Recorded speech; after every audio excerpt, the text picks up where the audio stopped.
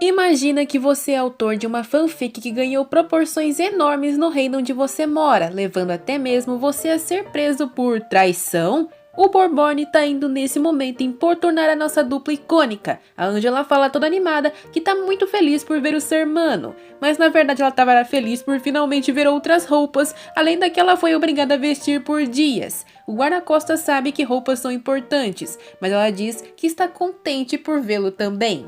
O homem foi incumbido de fazer sua defesa durante a estadia dela no palácio, já que Roy estará ocupada. Essas foram as ordens do Duque. A Angela diz que não tem nenhum perigo ali. Mas antes que termine a frase, o mano empurra ela para baixo porque viu Borborne se aproximar. Os dois trocam ofensas nada amigáveis, e o Ruivinho diz que ia apenas aparar os cabelos da estudiosa, sendo chamado de maluca em seguida. Peraí, por que ele usou um pronome feminino? O Ruivinho chama ele para uma disputa na arena e o mano apenas manda ele ir embora. Porém, os demais soldados já se animaram com a possibilidade de uma disputa.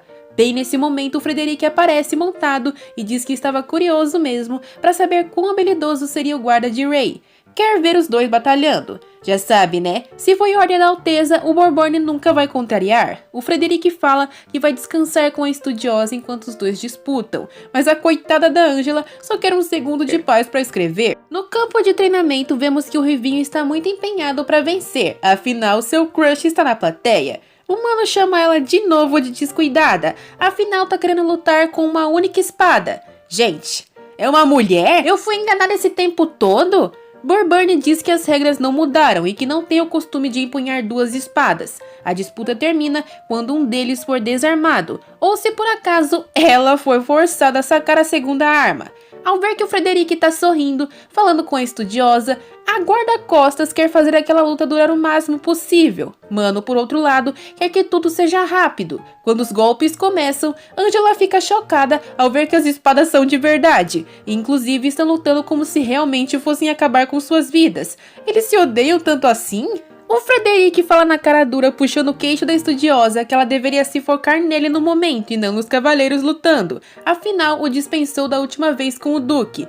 Para, menina, você só vai se magoar. A garota se afasta dando um pulinho e sussurra depois que alguém pode entender de mau jeito essa aproximação dos dois. Ele precisa ser cuidadoso para que rumores ruins não se espalhem. O príncipe promete que vai seguir o conselho, enquanto a fanfiqueira se pergunta por que todos ali são atraentes. Borborne continua vendo a alegria do seu príncipe e quer continuar a enrolar na batalha. O mano avança com a espada e de última hora o adversário percebeu a direção da lâmina e desviou. A Ruivinha diz que ele deveria prestar atenção, porque foi um dos golpes mais desleixados. Com aquele último movimento, o Agathe percebeu que a oponente está apenas desviando e evitando usar sua espada para ganhar tempo. Vemos um cara na plateia elogiar o guarda-costas do Ray que tá acompanhando o ritmo da senhorita ruiva, e eles falam sobre o passado da menina, que quase se tornou cavaleira de Ray quando ele era o príncipe herdeiro. Ela era a melhor dos guardas imperiais na época, mas o Duque escolheu o mano por fim. Vamos, Angela, me diz que você também sabia que ela era mulher. Se ela era a melhor guarda e o Ray a descartou, o quão forte ele deve ser para ter essa atitude? Pelos rumores, o Duque é o espadachim mais forte do Império todo e não o general. Os soldados começam a falar sobre as cicatrizes do general, que aparentemente foram feitas pelo Duque também, mas são silenciados pela espada real de Frederic batendo no chão. Esse não é um assunto que deve ser comentado em voz alta, até porque no meio da plateia tá dando pra ver um abelhudo do general. Borborne vê a expressão um tanto triste do príncipe e se pergunta se arrastou a luta por tempo demais. O mano dá um enfião de espada perto da cara dela para mandar ela se ligar na luta, e nos movimentos rápidos, o guarda-costas ataca com a sua mão sem a espada. Ele agarra o punho da Borborne para restringir seus movimentos enquanto empunha sua espada. Um momento de tensão passa pelo rosto de toda a plateia e depois de um tinir, vemos que a Ruivinha cortou a mão do Agathe, mas foi obrigada a sacar sua segunda espada. Os seus seguidores aplaudem a cavaleira, mas aquele duelo foi humilhante. Se ela não tivesse puxado a segunda arma, adeus pescoço. O Agathe pega sua espada do chão e fala pra menina agir com mais descrição em duelos.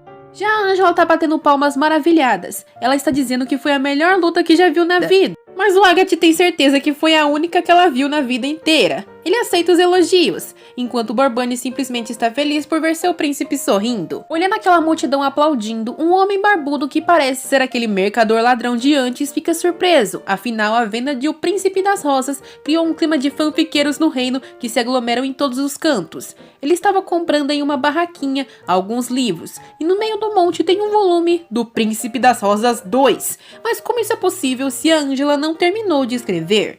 Depois de todo aquele evento, os soldados estão conduzindo seus cavalos com cuidado, já que está tendo uma espécie de festival por ali, o que torna tudo muito movimentado. Aparentemente vai durar 2 dias e a Ângela comenta que aquilo parece divertido, enquanto se recorda da época em que perseguiu Blaine junto de seu príncipe. Frederick olha esperançoso para Ângela e pergunta se não quer dar uma volta por ali, vendo os produtos. A Ruivinha já fala que se Sua Alteza deixar por muito tempo o palácio, o general vai reclamar. A escritora lança olhar de pena e desconforto para o Frederick de novo e explica que estava para voltar mesmo para o palácio. Ela precisa cumprir seu dever de estudiosa com mais empenho, então podem voltar juntos. O Frederick nota aquela expressão e quando pensa no festival se recorda da vez em sua infância em que seus irmãos gêmeos Roya e Ray o convidaram para ir nesse evento. Ray mesmo quem ofereceu sua mão para ajudá-lo no passeio noturno. Naquela época eram apenas crianças sem rivalidade nem nada e o príncipe sorri com aquela recordação. Nesse momento, algumas crianças de repente trombam com um soldado que conduzia um cavalo. Ele começa a correr desesperado na direção do grupo de Frederick, mas seus soldados hesitam em ajudar naquele momento, já que não tem permissão de tocar na Sua Alteza. E tem permissão de deixar ele ser pisoteado? A Borbone não hesita em passar a espada do cavalo, enquanto a Ângela, que é mais pacifista, pula contra o príncipe para afastá-lo do lugar. Olhe bem para essa cena e me fale se não é uma injustiça completa com esse equino. Quando a poeira baixa, a Ângela se levanta esbaforida e pede desculpas por pular no Frederick. Ela entrou em pânico e pergunta se ele está bem, estendendo sua mão. Frederick sorri e um berro da Ruivinha acusatório recai sobre a escritora. Como ela ousou colocar suas mãos nele? Mas antes de mais confusão se formar, o príncipe segura a mão de Ângela e diz que ambos vão para o festival juntos. Ele se levanta e sai correndo com a autora. Alguns soldados chamam os dois com urgência, mas Mano os impede de persegui-los. Não seria bom causar uma cena no meio do público. Eles têm que segui-los calmamente, mas dá pra ver a decepção no rosto da Ruivinha. Frederick explica enquanto caminham que seu cronograma não está tão atarefado assim no momento, e ele pede desculpas por ter que convocá-la tão de repente no palácio. A Ângela não está nada confortável em andar por aí sem os guardas quando se tem a Alteza de Swandel do seu lado. O Frederick grita que viu um cavalo e a Ângela quase pula na frente dele de novo. Esse é um dos perigosos, hein? O príncipe diz que não precisa ficar nervosa. Caso algo aconteça, ela consegue protegê-lo. Agora tem uma pressão maior ainda na autora. Ela escuta os burburinhos sobre a aparência da Sua Alteza ao seu lado. É um cosplay ou verdadeiro? Ela compra rapidamente 2 máscaras e coloca uma no príncipe. Isso não é pelo nervosismo dela, viu? É que é um festival, tem que estar a caráter. O homem agradece por sua proteção e pede para ser chamado apenas pelo seu nome agora. Ângela reluta, mas sabe que não é muito prático ficar anunciando príncipe herdeiro por aí. Enquanto caminham, ele comenta que já fugiu do palácio certa vez com seus irmãos e a escritora se lembra das palavras de Roya de mais cedo. Desde então, é a primeira vez que ele dá uma escapada dessa forma. Isso chama a atenção da Ângela, afinal isso faz muito tempo. Ele não saiu nunca mais, mesmo gostando de passear. Falando nisso, ele chama a autora para fazerem um tour no festival. Ele fala como se fosse um convite para uma caminhada, idêntica a um cãozinho fofo pedindo atenção. Se o príncipe Ray é um gato, é claro que Frederick seria um cachorrinho. Já que ela recusou a última vez, ela aceita sua mão quando o príncipe a oferece. Porém, enquanto se afastam, a autora sente que ouviu sussurros sobre algo relacionado a rosas. 2 ladrões olham cobiçosos para os dois que parecem ser ricos e abobalhados. Eles vão roubá-los? Iam, porque o Mano e a Ruivinha com um único golpe se livraram deles. Enquanto continuam acompanhando a dupla, o Agati se pergunta se está tudo bem deixar a autora livre assim. Ele vira sua cabeça para trás e parece que tem alguém seguindo os guardas também, hein? Quando o príncipe começa a pensar a voltar para o palácio, ele vê que a autora está dançando com a população numa roda. Ela percebe que deixou o príncipe de canto e compra um algodão doce para consolá-lo. Ela pergunta se ele gostou do passeio e Frederick explica, relando em suas mãos, que depois que seus irmãos deixaram o palácio, não teve mais ninguém para o acompanhar assim. Angela vira a cabeça prestando atenção nos sussurros, enquanto Frederic diz, todo emocional, que quer que ela permaneça no palácio muito mais tempo como estudiosa para saírem mais juntos, implorando para ela não abandonar o local como os irmãos expelindo. Desatenta, ela fala que sim, vai fazer isso. Como sempre, o príncipe nunca é seu foco principal. Ele retira a máscara e pede para ela ir cuidar dos seus assuntos. Ele vai voltar para o palácio. Assim que ele se afasta, a Angela faz uma reverência e se questiona do que ele estava falando antes que nem ouviu direito.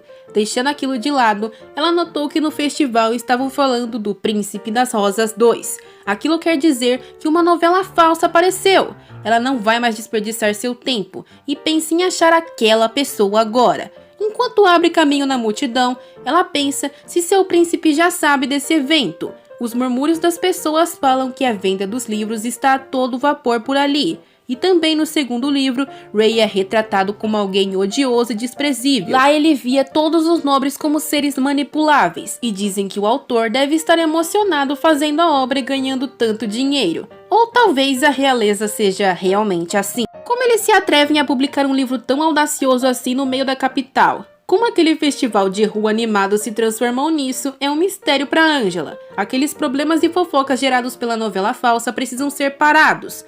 Nesse momento, alguém chuta de leve os calcanhares da autora que cai para trás. Um mascarado a segura e pede para ela ficar quieta. Angela não demora a reconhecer seu príncipe. Ele quer saber por que não tem um único dia que seja tranquilo perto dela. O que aconteceu para tudo aquilo?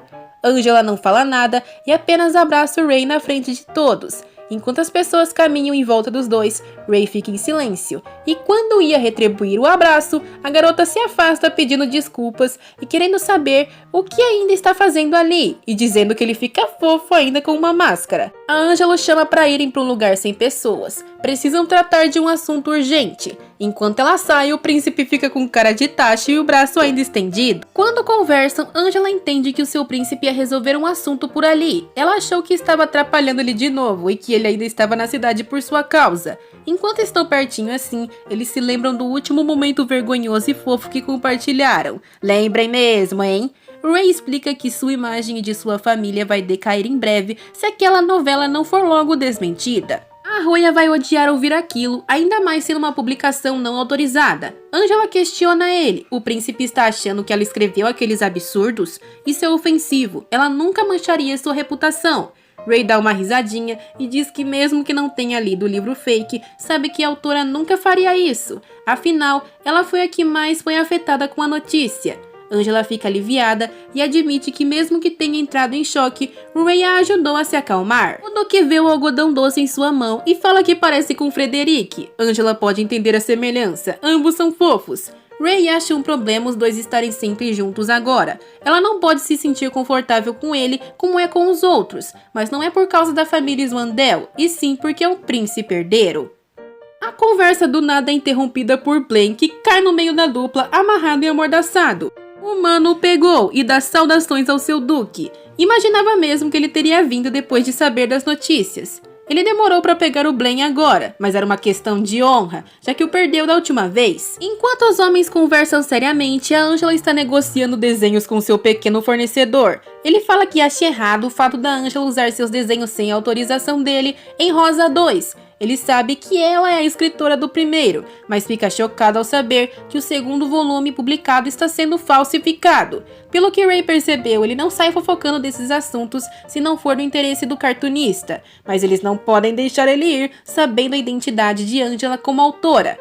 Falando nisso, a capa do primeiro livro era dele também. Ele leu o primeiro e gostou, e até que ficou um pouco orgulhoso de ver seu trabalho estampado ali. Pelo visto, os dois são fãs um do outro. Angela agradece aquele carinho. No começo ela ficava com vergonha de ver pessoas falando sobre sua obra, mas agora é algo que ela considera muito compensador. Eles começam a planejar pegar o falsificador, e Blaine admite que conhece um lugar barra pesada para encomendar um sequestro ou investigação. Eles devem começar por lá. Ray vai lidar com aquele assunto, enquanto Agatha deve recolher os livros falsos e falar com a Roya. Antes que o Blaine pense em fugir, a espada passa rasgando as cordas que o prendiam. A autora se assustou. Quase as mãos de ouro do desenhista se perdem. o Duque quer a ajuda do garoto para mostrar o caminho. Afinal, a Ângela é a única com permissão de escrever sobre ele, e qualquer outro deve ser podado pela raiz. Antes que amanheça, eles vão encontrar o impostor. Será que vão mesmo? Saberemos em breve. Muito obrigada por assistir até aqui, e se gostaram, deixem o like e compartilhem. É isso, e sayonara!